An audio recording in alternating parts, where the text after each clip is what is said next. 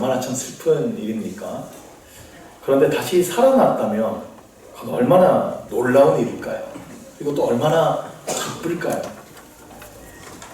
예수님께서 부활하셨다라고 하는 것은 사실 사람이 죽었다가 살아났다 이보다도 더 큰 의미가 담겨 있습니다.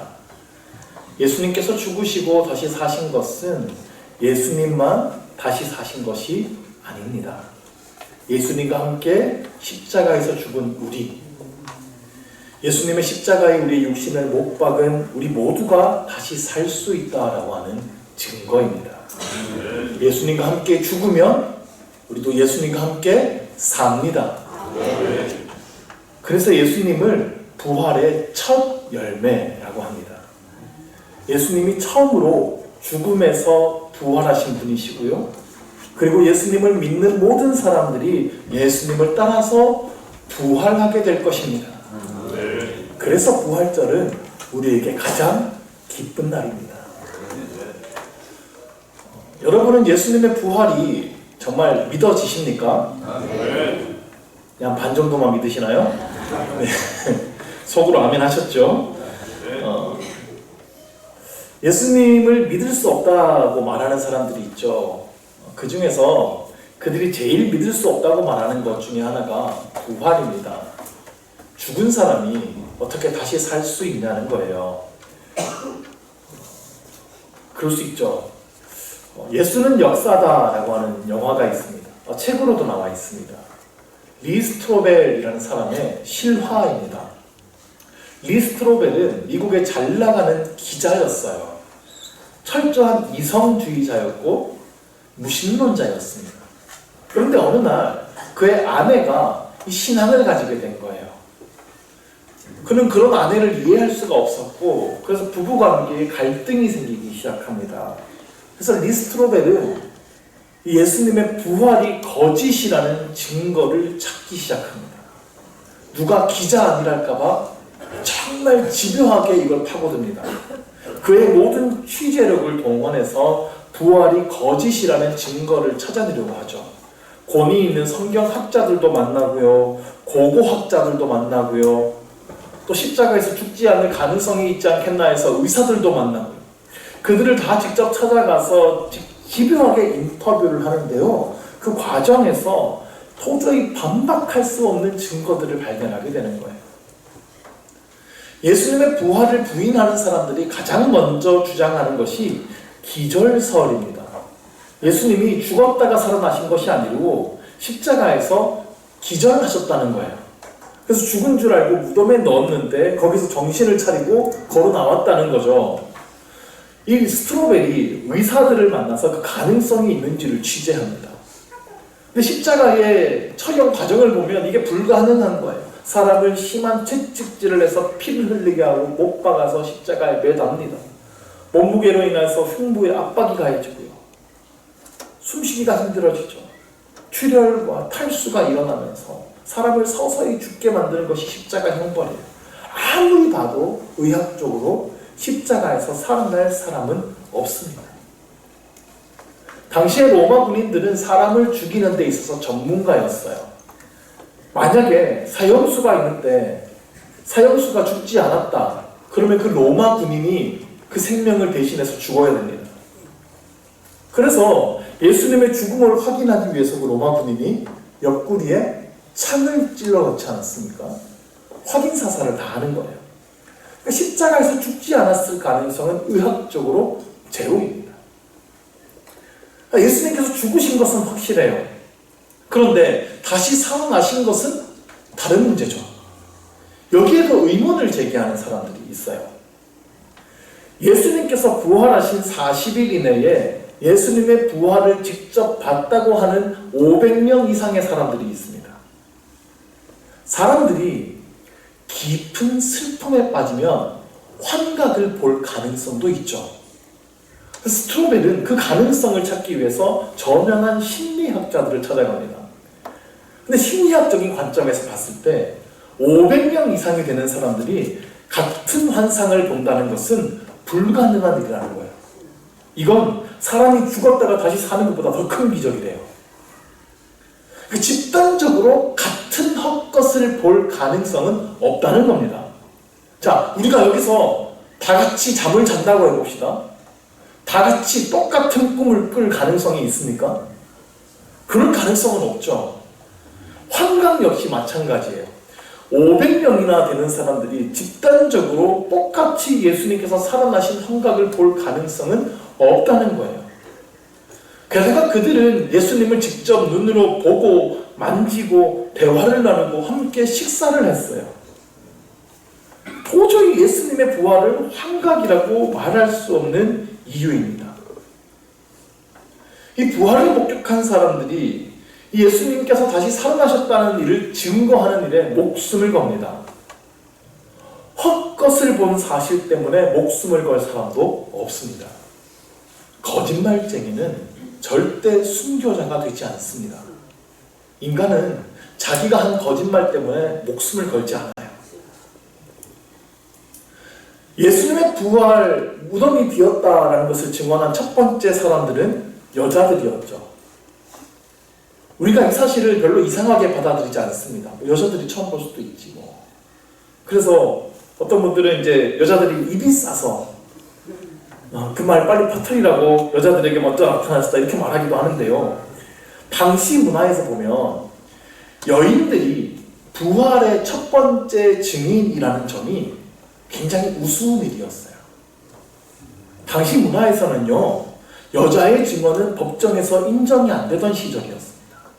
당시에 여자들의 말을 믿어주는 사람이 사회에서는 아무도 없었어요. 죄송하지만 그 당시는 여성의 인권이 바닥이던 시절이었어요.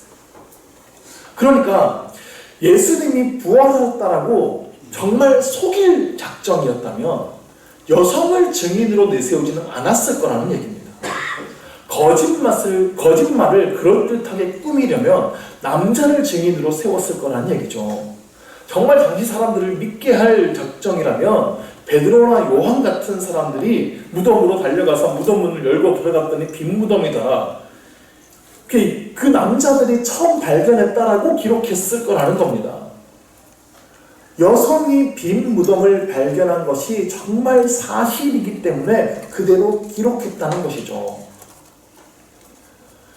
역사적 사실이 정말 그게 사실인지 아닌지 판단할 때 당혹성의 기준이라는 게 있어요. 이게 뭐냐면 그 역사 기록이 그 기록을 남긴 사람들한테 매우 불리한 내용이에요. 혹은 그 기록을 남긴 사람들한테 굉장히 수치스러운 내용이에요. 왜 이런 얘기를 기록했을까? 좀 당혹스러운 내용이에요. 그러면 그 기록은 사실일 가능성이 매우 높다고 보는 거죠. 자기 얼굴에 먹칠할 내용, 불리한 내용을 굳이 꾸며내서 기록할 이유가 없으니까요. 성경을 보면 부활의 소식을 들은 제자들이 그 사실을 믿지 않았다는 이야기가 가득합니다.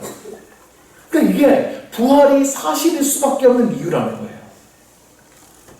이 리스트로벨은 이 모든 사실을 취재하고 나서 결국엔 부활이 사실일 수밖에 없겠다고 인정하게 됩니다. 결국 예수를 믿게 되었고요. 이분이 나중에는 유명한 목사님이 되었어요. 그리고 그가 쓴 책들이 많은 무신론자들이 돌아서게 만드는 일을 했어요. 혹시 여러분 중에서도 예수님의 부활이 믿겨지지 않는 분이 계신지 모르겠습니다. 괜찮습니다. 사실 사람이 다시 죽었다가 살아났다는데 믿기 어렵죠. 근데 오늘 우리가 읽은 본문 말씀을 한번 잘 보십시오. 예수님께서 부활하셨을 때의 상황을 기록하고 있는데요. 부활 소식을 들었던 사람들의 반응이 기록되어 있습니다. 이 부활하신 예수님은 가장 먼저 막달라 마리아에게 보이셨어요. 막달라 마리아가 헐레벌떡 제자들에게 달려가서 예수님께서 살아나셨다, 무덤이 비었더라 말하죠. 근데 11절에서 반응이 어떠합니까? 그들은 예수께서 살아나셨다는 것과 마리아에게 보이셨다는 것을 듣고도 믿지 아니하니라. 그 후에 보면 제자 중에 두 사람이 시골로 걸어가고 있습니다. 그들에게도 예수님께서 나타나셨어요. 그 유명한 엠마오로 가는 두 제자의 이야기죠. 다음 주에 이 이야기를 좀 살펴볼 텐데 그 두 제자가 부활하신 예수님을 만나고는 다시 제자들에게 돌아옵니다. 13절을 보니까 두 사람이 가서 남은 제자들에게 알리었으되 역시 믿지 아니하니라. 역시 믿지 않았어요. 이후에 예수님께서는 11제자에게 직접 나타나셨습니다. 14절을 보시면 그 후에 11제자가 음식 먹을 때에 예수께서 그들에게 나타나사 그들의 믿음 없는 것과 마음이 완악한 것을 꾸짖으시니 이는 자기가 살아난 것을 본 자들의 말을 믿지 아니함이로라. 예수님께서 제자들의 믿음 없음을 꾸짖으셨어요. 예수님께서 부활하신 것을 본 사람들의 말을 믿지 않았기 때문입니다. 제자들도 예수님의 부활 소식을 듣고 믿지 않았습니다. 그러니까 우리가 못 믿는 거 그럴 수 있어요. 제자들도 그랬는데요. 사실 제자들의 불신앙은 너무 당연한 것이기도 합니다. 이 부활이 당시 사람들의 상식으로 사실 이해할 수 없는 일이잖아요. 죽은 사람이 어떻게 다시 살아날 수 있습니까? 3일이나 지났는데. 믿을 수 없는 건 당연한 일이기도 합니다. 제자들이 극도로 불안했던 심리 상태도 한몫했을 겁니다. 로마 군인들이 자기 스승을 죽였어요. 그럼 다음 차례는 자기들 아니겠습니까? 극도의 공포와 불안감이 그들의 마음을 사로잡고 있었어요. 그래서 문을 잠그고 집 안에 들어가서 벌벌 떨고만 있었죠. 사실 예수님의 제자들은 예수님이 왕이 되실 줄 알았습니다. 예루살렘에 입성하실 때만 해도 그랬을 겁니다. 사람들이 종려나무를 흔들면서 호산나 외쳐서 환호했잖아요. 그런 군중들이 일주일 만에 돌변해서 십자가에 못 박으라고 외칠 줄 상상이나 했겠습니까? 예수님께서 십자가에 못 박히시자 제자들이 큰 충격과 절망에 빠집니다. 그들은 예수님의 부활 소식을 믿지 못합니다. 제자들의 불신은 절망의 깊이에서 비롯되었다고 할 수 있습니다. 그래서 제자들에게 예수님께서 부활하셨다라고 하는 소식은 기쁨의 소식이 되지 못했어요. 오히려 그들의 마음을 더 혼란스럽게 만드는 일이었죠. 안 그래도 생각 복잡한데 좀 이상한 얘기 좀 하지 말라. 그랬을 거예요. 그러나 예수님께서는 분명 자신이 잡히시고 죽으실 것을 그리고 부활하실 것을 여러 번 말씀하셨어요. 마가복음 10장 33절 34절 말씀입니다. 같이 한번 읽을까요? 보라 우리가 예루살렘에 올라가노니 인자가 대제사장들과 서기관들에게 넘겨짐에 그들이 죽이기로 결의하고 이방인들에게 넘겨주겠고 그들은 능욕하며 침뱉으며 채찍질하고 죽일 것이나 그는 3일 만에 살아나리라. 예수님이 너무나 정확하고 구체적으로 다 말씀해 주셨죠. 이외에도 여러 번 죽음과 부활에 대해서 제자들에게 말씀해 주셨어요. 죽은 줄 알았던 사람이 갑자기 벌떡 일어나는 경우는 가끔 있어요. 그런데 자신의 부활, 죽음에 대해서 이렇게 정확하게 예고하고 살아날 수는 없는 겁니다. 예수님의 부활은 우연히 일어난 일이 아닙니다. 성경에 수없이 예언된 그 말씀대로 이루어진 일입니다. 우리를 구원하시기 위한 하나님의 정확한 계획 속에 이루어진 일입니다. 예수님이 말씀하셨던 이 말씀, 제자들이 이 말씀을 주의 깊게 들었다면 그들은 부활을 믿을 수 있었을 것입니다. 예수님께서 분명히 다시 살아나실 것이라고 말씀하셨었는데 혹시 그런 일이 일어나지 않을까? 작은 소망이라도 가질 수 있었을 거예요. 적어도 부활했다는 소식을 듣고도 믿지 못하는 일은 없지 않았겠습니까? 그러므로 믿음은 들음에서 난다라는 말씀이 진리입니다. 믿음이 부족하십니까? 하나님의 말씀을 읽고 들으십시오. 성경 말씀이 진리로 믿어지는 은혜가 있을 것입니다. 절망스러운 상황이 있으십니까? 성경을 읽으십시오. 그 믿음이 절망을 딛고 일어나게 할 것을 믿습니다. 그런데 우리가 이런 생각을 한번 해봅시다. 지금 예수님의 부활 소식을 믿지 못하는 사람들이 다름 아닌 예수님의 제자들입니다. 예수님을 3년 반 동안이나 따라다니면서 직접 가르침을 받았던 그 제자들. 이후에 이들은 전부 존경받는 교회의 지도자들, 사도들이 되죠. 우리가 지금 읽은 이 마가복음은 마가 요한이라는 제자가 기록했습니다. AD 70년경에 기록합니다. 로마의 그 유명한 황제 네로 황제가 기독교인들을 극심하게 핍박할 때입니다. 기독교인들을 다 잡아다가 불태워서 죽이고 사자밥으로 내어줄 때예요. 그때 예수님의 제자들은 담대하게 순교한 사람들도 있었고 또 나이가 많이 든 상황이에요. 이전까지는 이 교회 교인들이 예수님의 제자들을 통하여서 직접 예수님의 이야기를 생생하게 들었어요. 근데 앞으로는 이제 그 이야기를 듣기 어려워집니다. 그래서 예수님의 이야기를 담은 책을 직접 기록하는 거예요. 이 책이 처음 기록될 때에, 마가복음이 기록될 때에 예수님의 제자들은 교회에서 믿음의 거장으로 굉장히 존경받는 위치예요. 자, 근데 그런 제자들이 당시에는 부활을 믿지 않았다, 이런 이야기를 마가복음에 왜 굳이 기록했을까요? 기왕이면 제자들 좀 체면 살게, 제자들은 처음부터 부활 소식을 굳게 믿었다, 담대하게 전파했다, 이러면 좋잖아요. 실제로 믿지 않았으니까 그렇게 기록을 했겠지만, 근데 그것을 굳이 여기다가 계속 기록한 이유가 있겠죠. 당시 상황으로 돌아가서 예수님의 제자들은 복음을 전파하고 교회를 세우고 가르치는 위치에 있습니다. 그들은 성령으로 충만한 사람들이고 말씀과 기도에 힘쓰는 사람들이에요. 기도하면 병든 자들이 고침받는 기적도 나타납니다. 그들은 아무리 세상이 핍박해도 흔들림 없는 굳센 믿음을 가지고 있어요. 그런 그들이 성도들에게 예수님 부활하셨다고 분명히 믿으라고, 하나님 살아계신다고 외칩니다. 그러면 일부 성도들이 이런 얘기 했을지 모릅니다. 당신들은 예수님 제자들입니까? 당신들은 예수님 직접 만나고 직접 가르침 받고 그런 분들 아닙니까? 그러니까 그렇게 믿을 수 있죠. 우리는 당신들하고 다르잖아요. 우리는 믿음이 약합니다. 마가복음은 예수님의 제자들도 우리와 똑같은 사람이라고 기록하고 있는 겁니다. 저 위대한 사도인 베드로와 요한 같은 사람들도 오히려 우리보다 못한 사람들이었다고 성경에 기록하고 있는 겁니다. 그들은 예수님의 가르침을 이해하지 못합니다.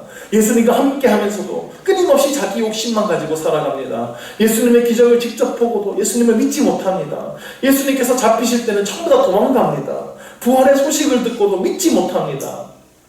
이 이야기를 읽고 듣는 초대교회 성도들의 상황을 한번 생각해 봅시다.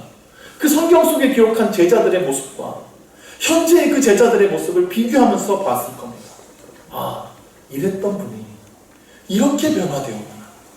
이렇게 믿지 못하던 분이 이 큰 믿음의 사람이 되었구나. 이렇게 연약하던 사람들이 능력의 사도로 변화되었구나. 그 위대한 사도들도 사실은 우리와 똑같은 사람이었구나. 그러면 우리도 저렇게 변화될 수 있겠다. 우리도 저렇게 변해야 되겠다. 강하게 도전받았을 것입니다.